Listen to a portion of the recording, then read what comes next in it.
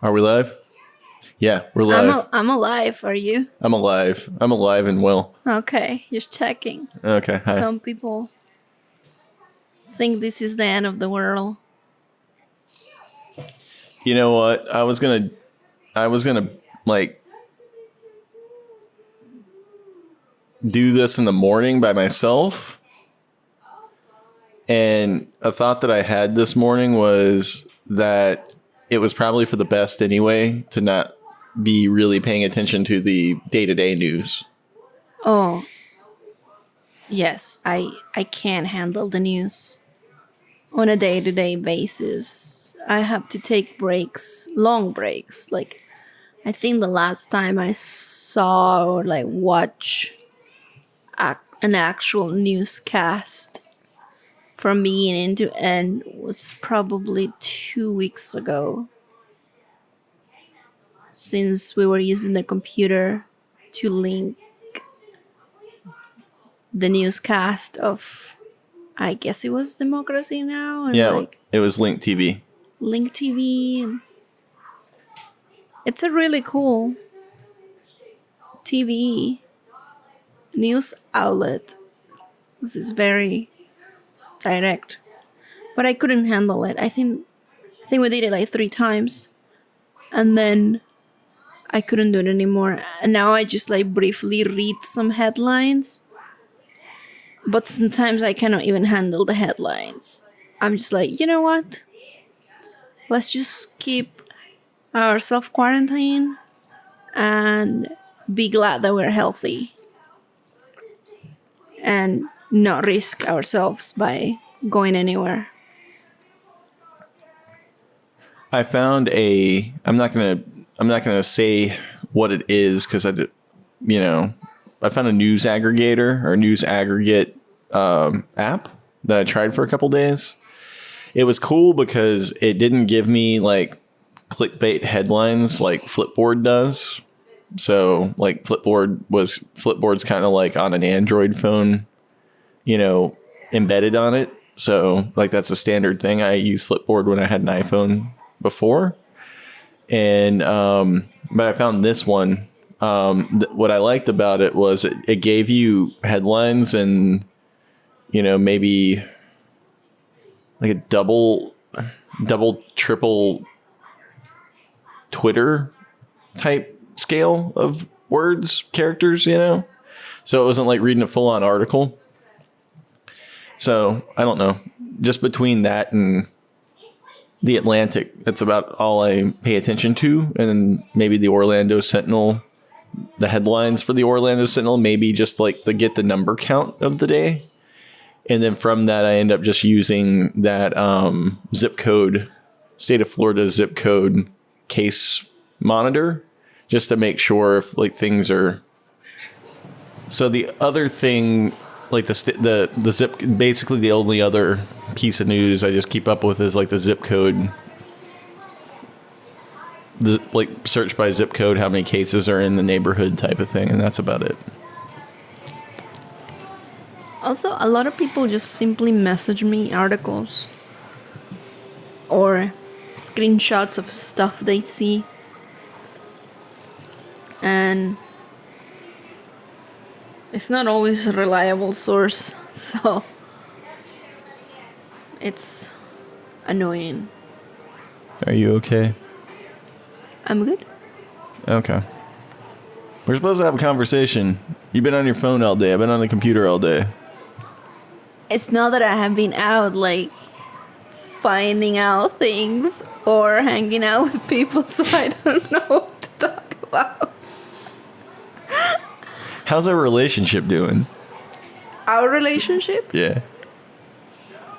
I think it's fine. Oh, it's great. It's fine. Why are you bringing that up? How is that relevant? It's a joke. It's like, did we run out of stuff to talk about? So do you want to talk about design? I don't want to talk about design. I don't want to talk about anything. There's nothing really I have to say. Then don't do this anymore. It's fine. This is part of it, you know? It's kind of a cool thing. The great pause. I love that term, pause. It's like you have space to think, you know? I think about, you know, not being obligated to go out in your routine in the way that you normally do it. Like, I'm really, really digging this right now. And I think what everybody has to, like, meditate to do is, like, not feel like the end of the world is happening, because the end of the world is not happening. You know, like the end of the economy, like what's going to happen, and they hyperventilate type of thing, you know? And even though things might be bad or uncertain financially or whatever, like I think that it's a really unhealthy spot to be in, to just be not breathing about it, or just giving yourself space to think and breathe, you know? And I don't know. So much of everything is uncertain. Everything is uncertain, and believe it or not, everybody's going through the same thing. So it's not only happening to us or them or the next neighbor. It's happening to all of us at the same time. So it's like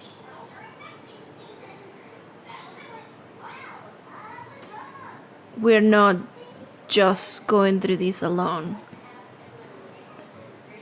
So yes, if you don't have a job, or if you don't have enough money to pay your car note or your rent or whatever it is that you owe, like, you're not the only one. So yes, it feels awful. You feel horribly, because it's like you can't handle the debt, the economy. You have mouths to feed. You have things that you need to pay. You need money to survive, but you're not the only one. And it's not that should be like a good thing. It's just that it's okay. Like, it's okay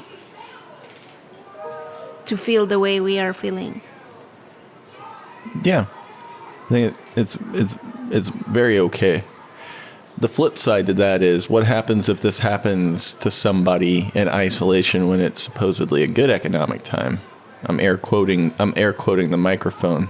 Yeah, when it happens in good economic times, and it happens all the time. It's even more isolating. It's more isolating when it happens in a good economic time, because you feel like you're an idiot, or you're stupid, or like God doesn't love you or something, that type of thing. Well, where the flip side to it now is, like, we're all in this together is the mantra, you know? I mean, if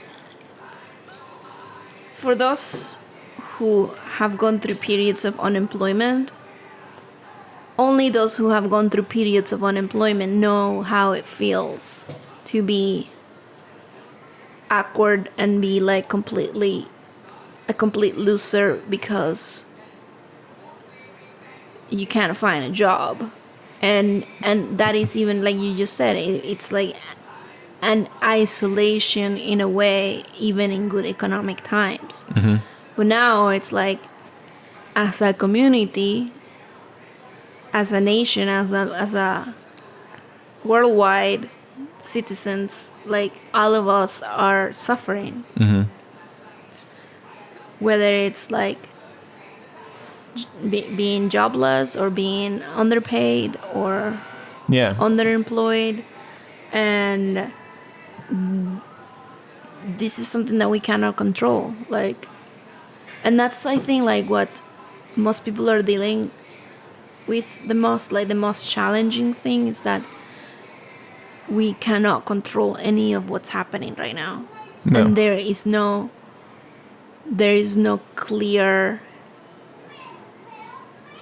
end, or there's no clear light to like, okay, when are we going back to normal? Like there is not a real prediction of when are we going back to normal.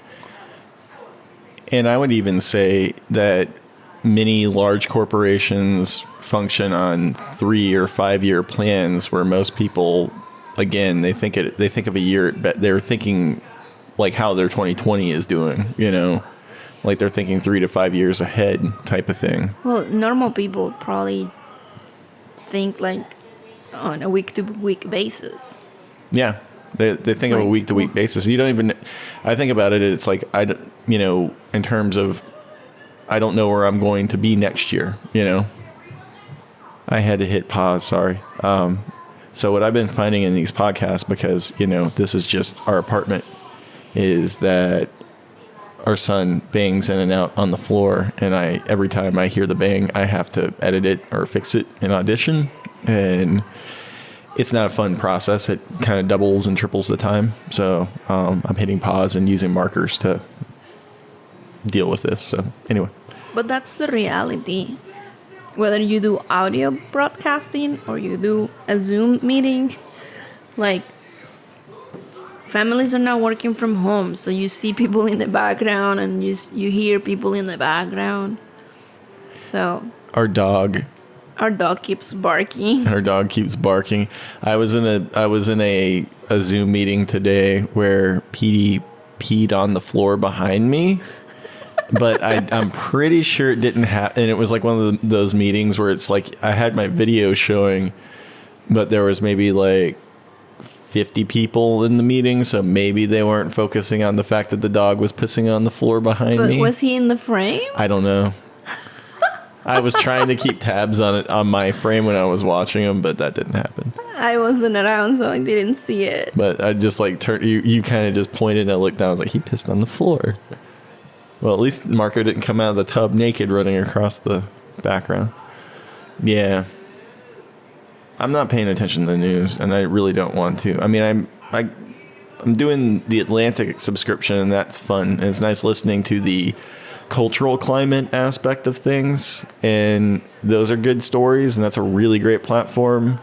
But just as a day-to-day news, like shock value thing, like that's also maybe been something that was nice be able to do, because it ends up giving me news without like having to like make me anxious. And a habit that I have is the things that I watch on YouTube are the things that kind of freak me out a little bit. And it's like here is where it gets crazy. Yeah, they're like, it's a little conspiracy theory-ish.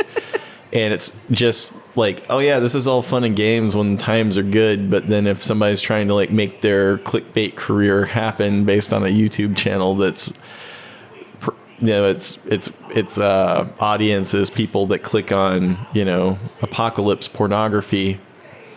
You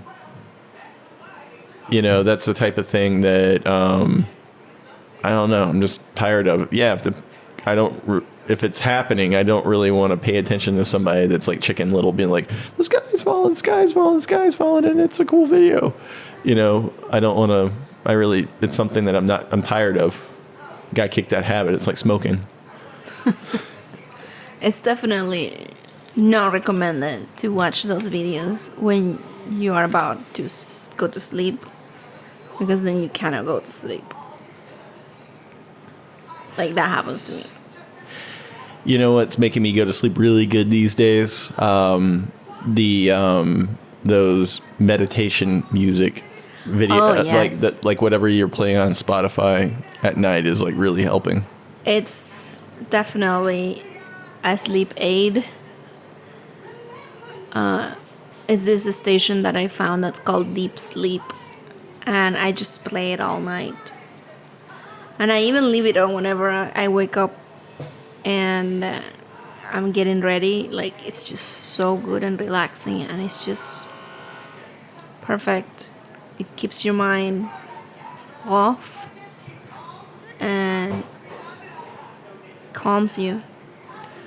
I would go when I was going through company bankruptcy a few years back. It was a mindset that I had that I think we were doing something similar then, where we were playing that type of music from our first. I was playing white music on YouTube. That's what it was. I was playing like rainforest music on YouTube, where it was like remember that? I think so. Yes. It was like you had like a 12-hour track of just like white noise. It'd be like, like rainforest, like the sea or whatever. And like I was just basically telling myself, okay, I would imagine myself on this little dot, and the nighttime is here to here, and I was imagining myself on the planet as the planet was moving from point A, which was sunset, to point B, which was sunrise, that everything is okay just as long as I'm here. I don't have to deal with any lawyers, any bill collectors, anything negative at that point. And that's how I ended up getting through my day, Yes. Getting through the evening and sleeping. I would sleep by focusing nightly that way. And that was an example of struggling in isolation. Yeah. But we're all now it's struggling massively. But every small in togetherness. Some more than others. Some more than others, of course. Some more than others. Like, oh yeah, you're having a difficult time. Oh, I'm so sorry. I'm so sorry. I see that on like Facebook groups or whatever, specific ones, and it's like, I'm so sorry. That's immediate, like, my condolences, but that's sort of like the American way of saying condolences. Like, oh, I'm so sorry. Can we talk about something else? The other thing that we were saying earlier was that there is no real knowledge of when this shelter in place or this isolation, self-quarantining is going to end, and when and if it ends, like, how will everything be? There's a saying, when it's something to the effect of, and I'll butcher it, sorry. Like when the stock market crashes, everybody's running out at the same time. But to get business back, like when things fall apart, everybody leaves en masse. But then when you're building it back up from scratch, you're dealing with people coming through the door one at a time. So it's going to happen. It's going to be long. A long recovery, you mean? Yeah, it's always a long recovery. When it ends, it ends. But when it recovers slowly. It's human nature. It's human nature to flee and then slowly forget, and then come back to the door one at a time. Yeah, but I think you're referring to like the economy. The economy is a restaurant. The economy is like any business out there that I don't know what to do. I don't know what to do. It takes a lot of time to get those people back up and running in a system, keeping on going through all this. Well, everybody seems to be hungry to go out. So I don't think that. So, I mean, people feel. I feel it. I hear it. I read it everywhere. People are just sick of being home.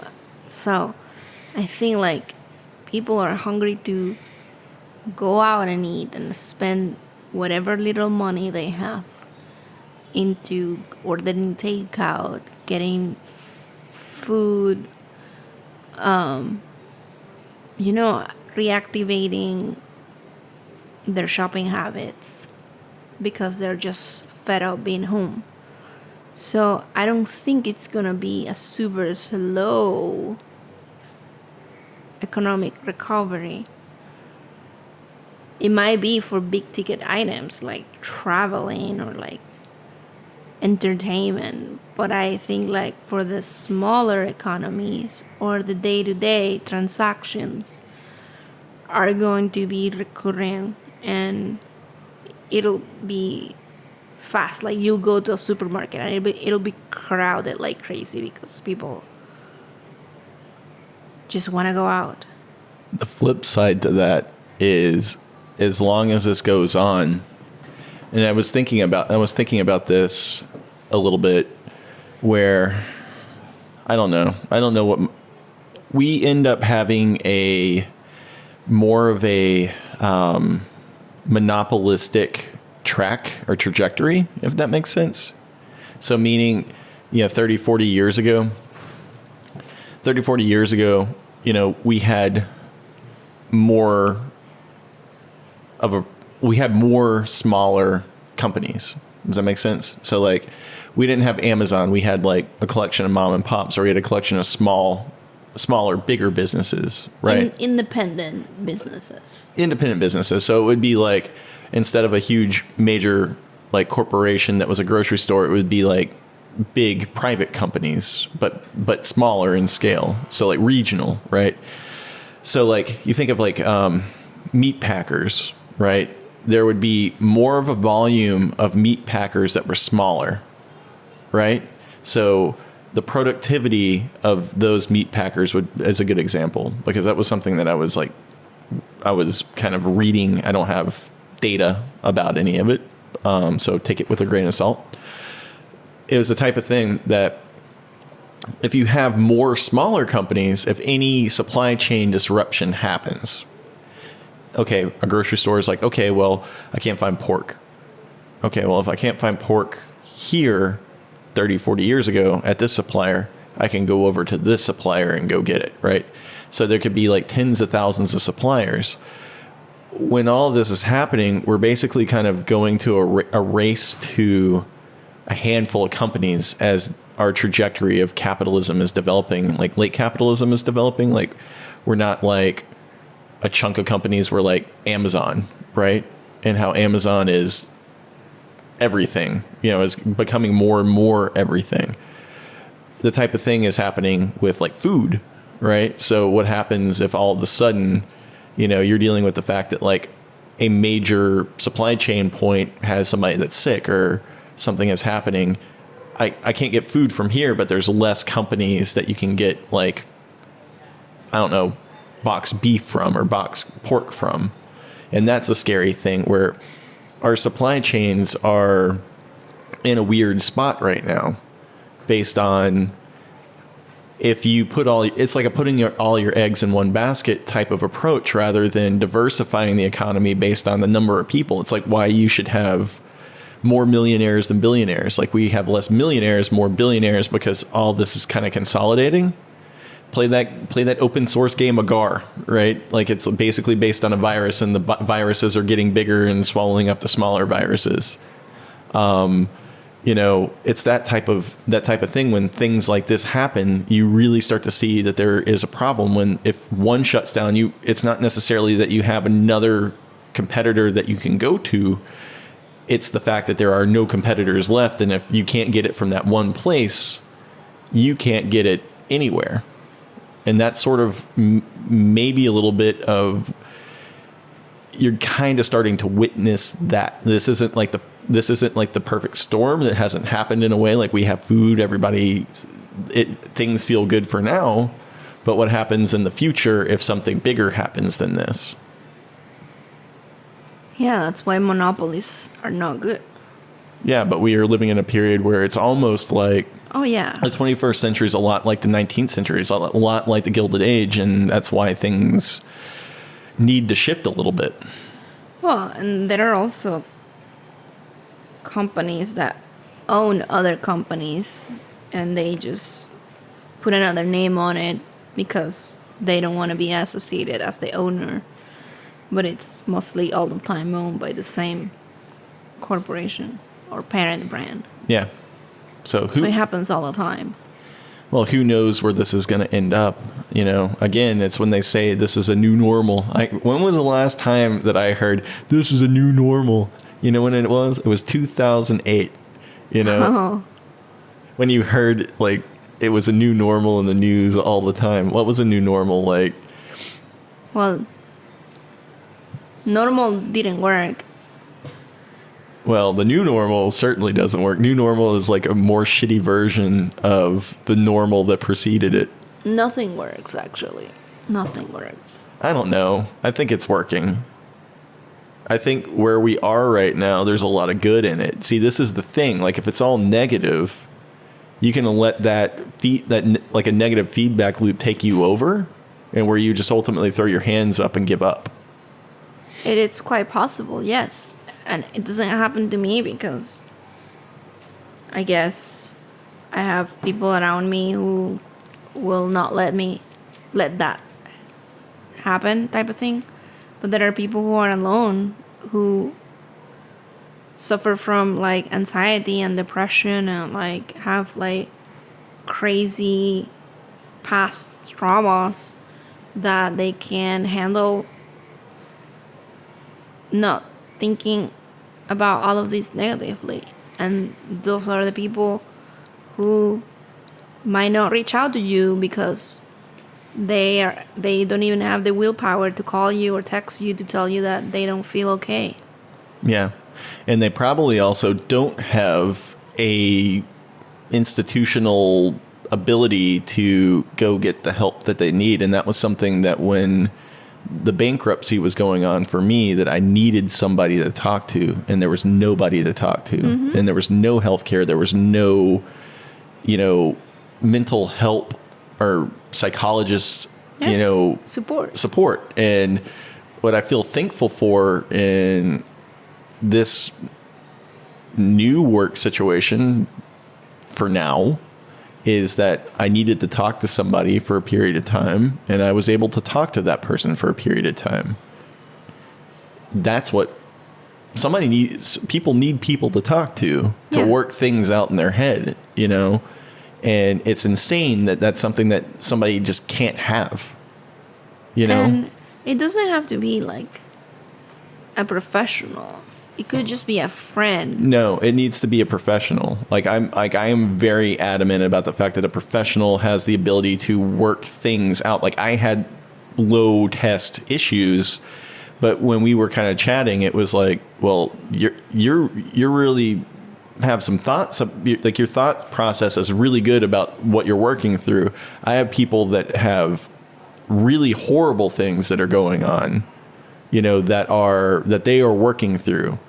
And if it's tied to your healthcare through a company, sure, that's scary as hell. That's scary. Like, you lose your job, then you don't have that person to talk to anymore because you can't afford that person to talk to. Yeah, I mean, I don't mean to say like you don't need a professional. Yes, if you have access to a professional, go for it. If you don't have access to a professional, find a friend. But the problem with finding a friend is like you may have the friend, but like you may not have it.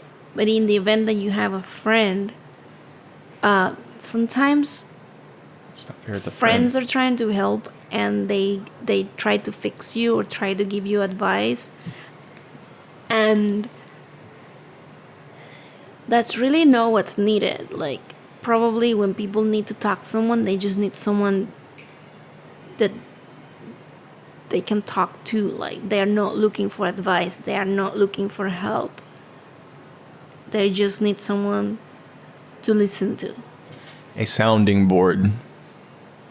But what a professional ends up providing is a framework to do that, and then exercises and design. Like, they're designing a way forward individually for that person that I find helpful, very helpful. And I find it to be necessary at times. I definitely find it to be necessary at times. So in like the current situation, again, like a lot of people are probably in need to some therapy. But the school situation, like distance learning situation, it's also challenging for those who have children with disabilities. Mm-hmm. Like, a lot of families do not have access to technology to help their kids go through distance learning, and others do have it, but then others have like children with like autism or like some deficit or some sort of like challenging developmental issues that it's a parent, but then there are like professionals in the school industry that take care of these children that now don't have the possibility to get that service to these children that are like 3rd grade, 4th grade, 1st grade, even high school. Attention deficit disorder. Like, how can you get a high schooler to pay attention to a Zoom class? To the talents of the teacher. But the flip side to that is the talents of the teacher are good, but the downside is the hardware that's required. So like I'm seeing is that everybody can stream, everybody can like it's going to be like every teacher is going to be a Twitch streamer or whatever. The problem is it's like you end up needing to work out the education system for the money to invest in technology that the teacher would have to do in order to make that happen. Like a PC build, a graphics card. If you run a basic laptop to have to do streaming all day or whatever, it's going to trash that laptop fast because it's not geared towards the processing of, video, and recording of like a video to screenshot, screen capture to audio and all that stuff to make it right. In the way it's like, oh yeah, I know, like I can learn on Lynda, I can learn on LinkedIn Learning or whatever. In order to do that, then you need to have those types of. You have to have the hardware investment ultimately to happen to make that work long term. Not only that, you need to have an internet connection. Yeah, an internet connection. To make all of it work. Yeah. So for now, our internet's all right, but it might not be in the future. Because maybe, it's going to be as good as we keep our jobs and all that, right? That's I hadn't considered that until now. Our internet connection for teaching. Like my teaching only works because we have income together. If any of that shifts, what happens? It's an issue. This is a temporary fix. It's a Band-Aid on a dike. Like, damn. What is a temporary fix for what? What? This is a temporary fix for right now, but like nobody has worked out like who's what is doing what type of thing. So like whose investment is doing what at this point. So like an institution is relying like on demand workers, for instance. Okay, well it's my computer, but my like I've learned this in the last 5 years or 4 or 5 years is. Computers fail. You have to bill your hours based on, on the kind of the reinvestment long term of new computers, new cameras, new printers, new whatever that you are going to get into, like as the technology changes. If you're just sitting there thinking short term that this is going to work and then this is going on for 18 months, what's the end of 18 months look like for this? Like, I'm sorry, I can't do anything because my computer is broken. And are you dealing with like adjunct faculty, for instance, in that circumstance, or you're dealing with on-demand workers in that circumstance? Well, if I don't go to you, I'm going to go to somebody else, type of thing. Yeah, I don't know if this is gonna last 18 months, but those are items that are hard. Those are things that are hard to itemize and ask for your money back to an employer. Like that's why the employer pays you. Like. There should not be a line like, this is for my internet. Or this is for my computer. Like, they pay you already, so. They pay you, but people tend to ask for you to do things in a way that you don't have a way of itemizing, or you track in terms of like a business.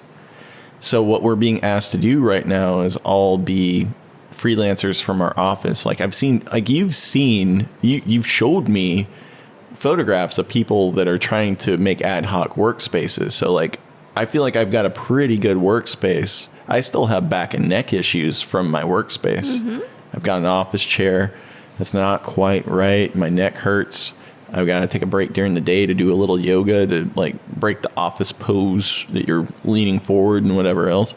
But there's people that are doing it from the bed, you know, in other locations, like on a little tiny like Walmart folding wooden table that can just fit a laptop.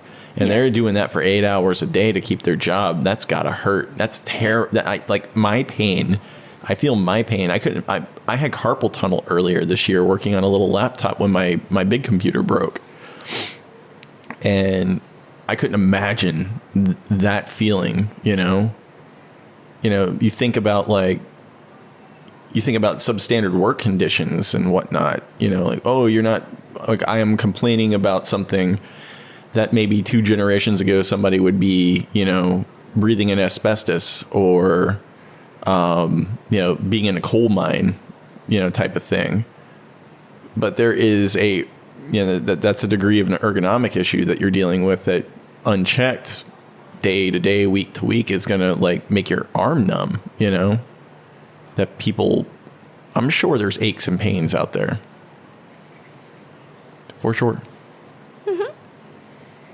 That need to be thought of. Like, okay, well, the model of corporate America and the way that it has been for the last chunk of years, which is you show up to a factory. I was talking to my dad about this today. Me and my dad and I, that's more formal, right? My dad and I have a common bond, which we talk like business people, you know, like business design, right? Like we're talking about like how we would set up a company and all this stuff. That's our conversation. So when you see me pace outside the apartment complex and like, what were you doing? I was talking to my dad. I was basically, our brains were like talking about all of this, you know, from a business perspective.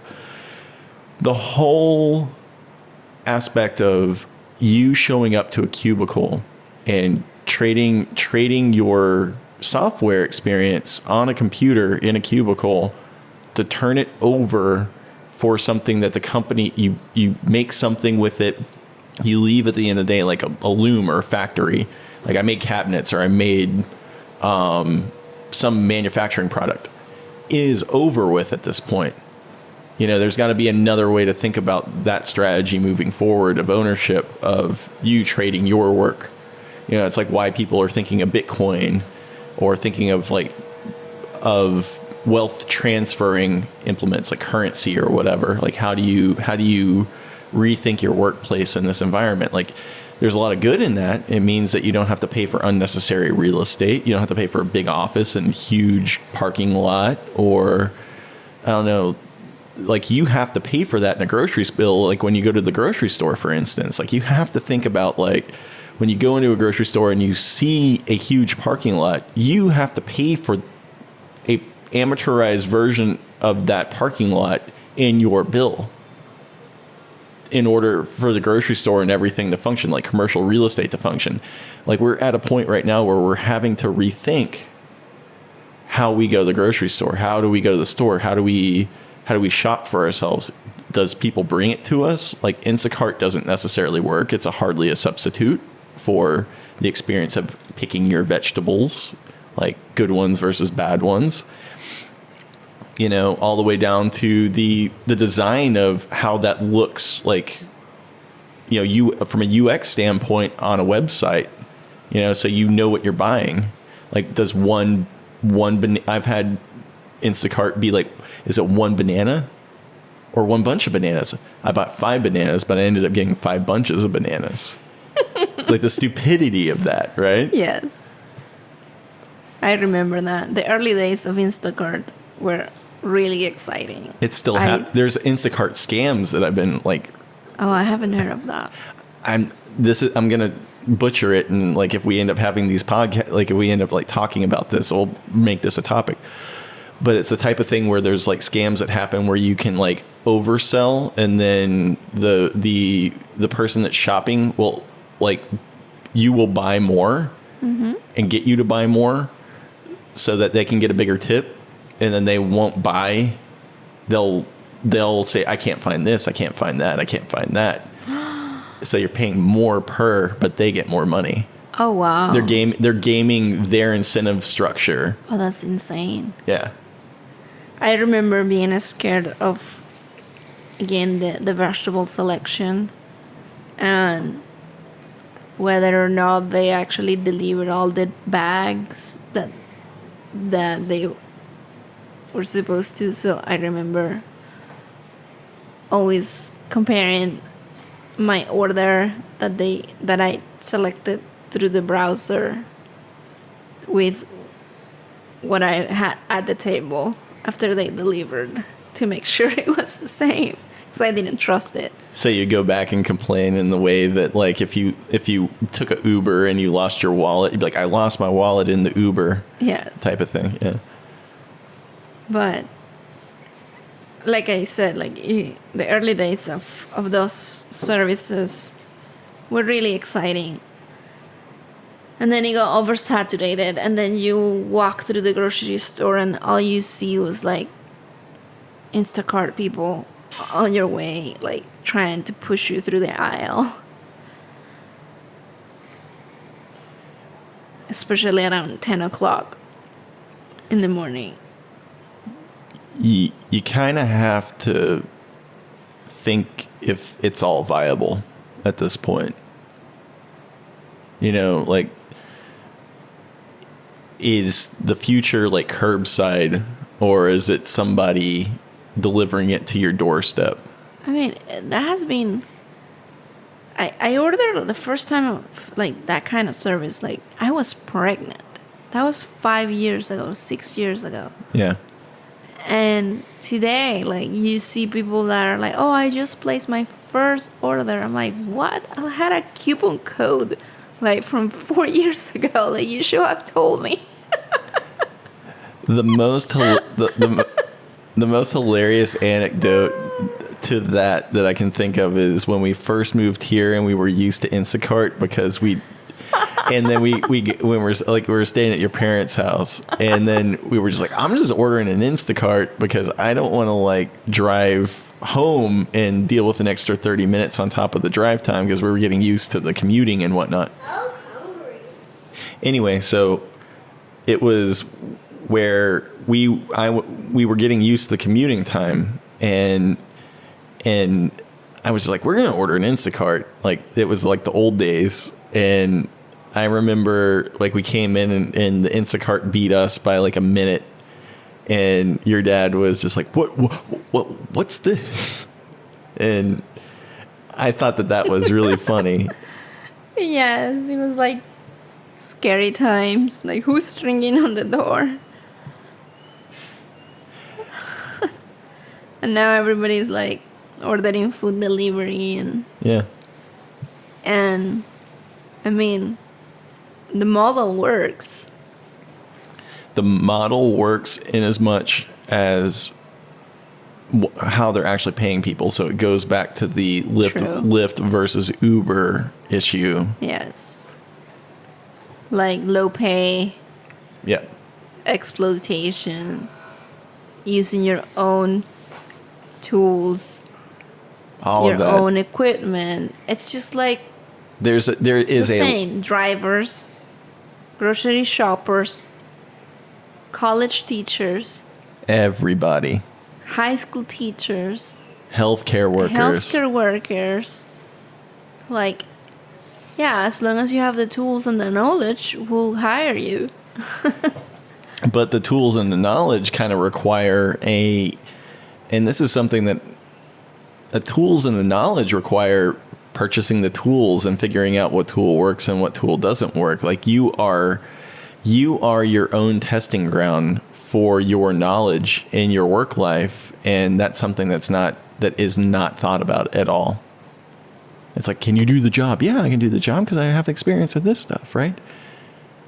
And that's the issue. Like, I think we're at a point where it's a long-term labor negotiation based on the fact that technology moves so fast. Like, you have to constantly be on it. Like, you've looked at job boards or whatever, and it's like, we need this person that can do this, and this, and this, and this, and this, and this, and this, and this, and everything. PhD. Yeah, you need to know how to do everything all at once. Hate to break it to you, every subset of knowledge ends up requiring, college on top of many thousands of dollars in investment and time to be proficient in it. And that's a challenge. Well, whenever we go back to normal. The new normal. No, whenever things... what can we say that is not back to normal? Whenever things level up, whenever things stabilize, what would be a good word for it? When things stabilize. When things it's a hard word for me to say in English. Sorry. But you know what I mean. I know, but stabilize. When things stabilize, I hope that everybody it becomes smarter at like the way they deal with situations, the way they work their jobs. I think this has allowed us to like prioritize or like figure out what our priorities are, what's absolutely necessary, what is a nice to have, what is not necessary type of thing, like more practical. Yeah.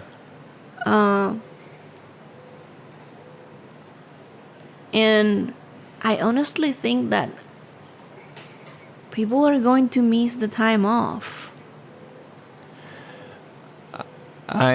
What I hope, and it goes along the way that you said it, and miss the time off. Like, one thing that I hope that people like think to do is not be desperate. Like, desperation, like having people, can you do this on time? Oh, yeah, I can do this. I hope that people learn that they can temper their desperation. They can limit their desperation in some way, where they're not feeling like they're not flipping out about the future so much, where they can feel comfortable in the present. They can't control the past or the future type of thing. And I feel like if that happens, then things will ultimately be calmer about change, right? Adaptable, but not in a way where their brain shuts down because they're freaking out about the past or the future, like at the same time. Like, the brain splits in half. Right now, like, I'm watching my dad was asking me a question. He's in his 80s, being like, well, what can I do right now that would like help me bring in a little bit of money with technology? Because I can do it. And I think that that's something to think about for sure. Like, I didn't have an answer for him at all. That's a great question for a person his age. Yeah. Or looking for something to do, looking for meaning in the last years of his life type of thing. Because he's spent his entire life working. In a computer. On a computer. Like he was talking about, was like, I learned MS-DOS. And like, I really couldn't do anything with this computer until it went to Windows. Because of the OS, like, actually having an operating system on it that wasn't something that a computer programmer does type of thing.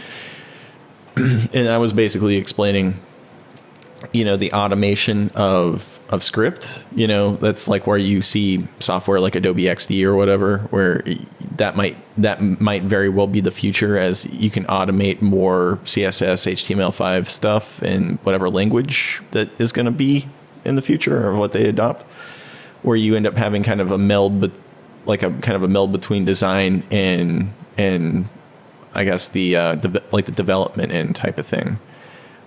You know, it's going to get to a point where my dad's knowledge about, and that was sort of like what ended my dad's career, was, you know, CNC automation, you know, and not bridging that gap between design and development, you know, that I think has a potential for a very human future with technology, you know, with people that don't feel like that they can, I don't know, contribute to it in the way that it is now. Does that make sense? Mm-hmm.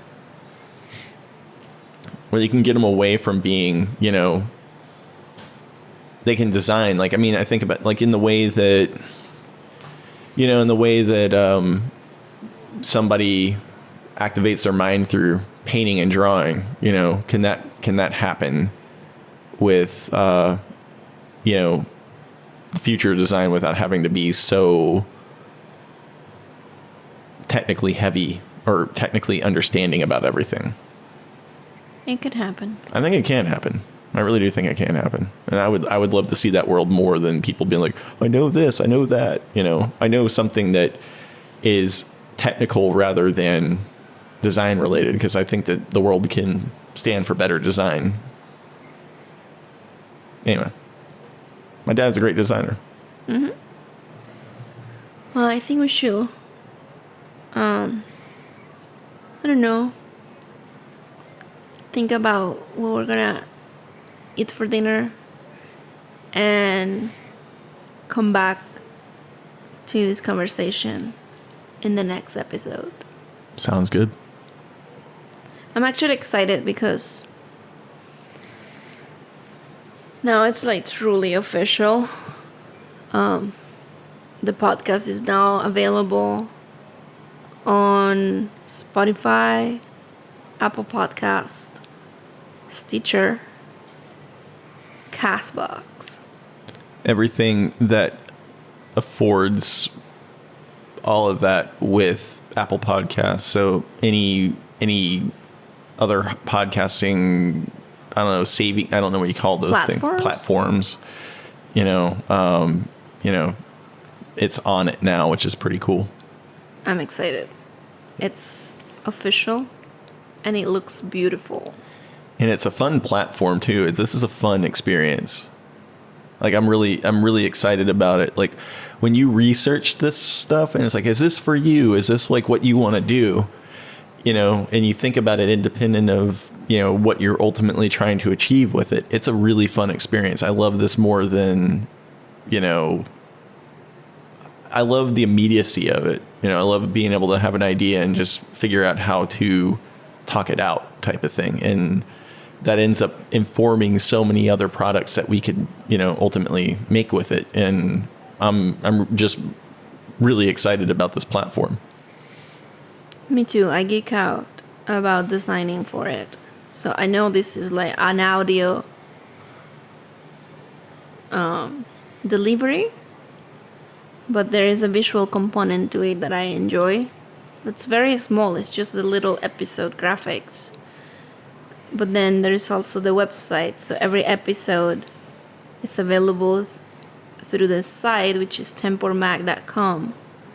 But then within each episode, we have images that go along with what's being discussed here. Whether it's just Scott talking with himself, by himself, or a conversation like the one from today. That's just him and I. Sometimes Marco joins us. And it's been good. I like it. I think I like it more than what I thought I would. You just have to get started with it. And then once you get started with it, like you really need to not think of, so this is something that I've kind of come to know about it. You kind of need to not think about what it's going to give you rather than what you are, I don't know, putting out into the world is one thing, but another thing is like how you can talk to yourself or like process your own information. And that happens through the editing process. That happens through like listening to yourself talk. And through that, it ends up helping you grow, like rather than like writing notes or writing in a notebook or whatever, it's this, And I think that that's a really cool aspect about it that I love in terms of a routine. Mm-hmm. So thank you for listening if you are listening. And there are some listeners out there, and that's okay. If you're listening, please send us a message. Also, if you want to contribute, if you want an interview or you want something like that in the next few weeks or so, hopefully we'll be able to do phone calls and things like that. So that would be amazing. I would love to be able to be in that situation to just be like, hey, you want to have a phone call, or do you want to do a Zoom meetup, or do you want to something like that, like where we just end up talking about stuff, put it out there, and see what happens type of thing. That's just a radio show. Call in 1-800. 1-800-995-KROC K-Rock. No way. It'll be fun. Why not? I do want to ask our dear friend Ramon K. West for music. Yes, we need that. So Ramon, if you're listening, you know where to find us. I need to do that trick. Okay. I'm pressing the red button on the recorder. Bye.